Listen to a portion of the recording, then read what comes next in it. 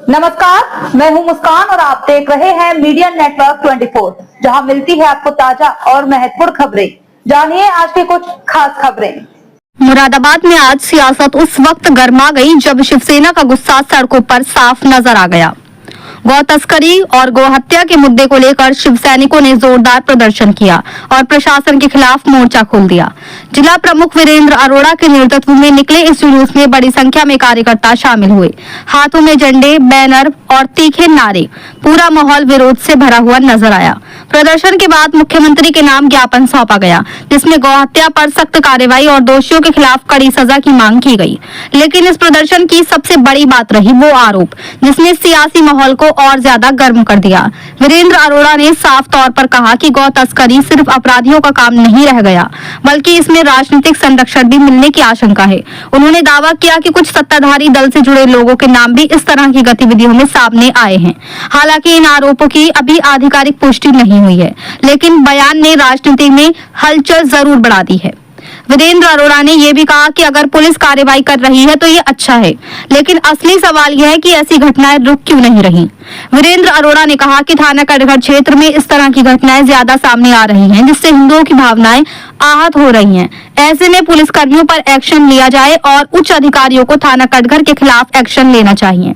शिवसेना ने मांग की है कि पूरे मामले की निष्पक्ष जांच हो, दोषी पुलिस कर्मियों पर कार्रवाई की जाए और गौ तस्करों के खिलाफ सख्त कानून लागू किया जाए और गौ माता को राष्ट्रीय पशु घोषित किया जाए। साथ ही चेतावनी दी गई कि अगर मांगे पूरी नहीं हुई तो आंदोलन को और भी बड़ा किया जाएगा।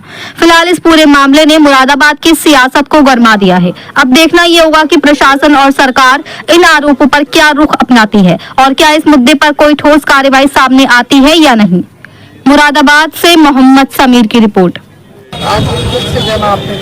गौ हत्या को लेकर लगातार पूरा देश में इस समय जगत गुरु शंकराचार्य हो, मठाधीश हो, साधु हो, संत हो, हिंदू संगठन हो, बड़े बड़े आंदोलन करे जा रहे हैं और इसी को लेकर के जगत गुरु शंकराचार्य एक बड़ा आंदोलन करने के लिए पूरे देश का भ्रमण करने भी निकल रहे हैं। शिवसेना हमेशा मांग करी है कि गौ हत्या न हो, हिंदुओं को उत्पीड़न नहीं हो और गौ माता को राष्ट्रीय पशु घोषित किया जाए। इसी विषय को लेकर के आपने 2-3 दिन पहले देखा कि एक साथ बड़े अवशेष गौ माता के मिले इसी कटघर क्षेत्र में, लेकिन पुलिस प्रशासन के उच्च अधिकारियों ने तेजी के साथ काम करते हुए 24 घंटे में उन तस्करों को गिरफ्तार भी करा।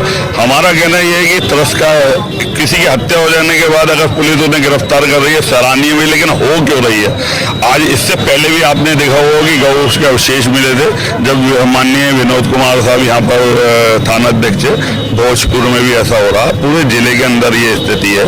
हिंदूवादी सरकार है, हिंदूवादी सरकार में एक तरफ गौ की हत्याएं नहीं होंगी, मांस का निर्यात बढ़ रहा। हम उत्तर प्रदेश सरकार से मांग भी करते हैं कि मांस का निर्यात अगर बढ़ रहा है इस गवर्नमेंट में, और पीछे आपने एक चर्चा सुनी होगी कि कुछ बीजेपी के सांसद भी इसमें सम्मिलित हैं, उनको लेकर के पूरा हिंदुओं पे घात है। हम सब लोग मांग करते हैं अगर आपकी भारतीय जनता पार्टी में भी कोई जना मांस का व्यापार कर रहा है या इन कार्यों में लिप्त है तो उसे भी पार्टी से आप बाहर करो।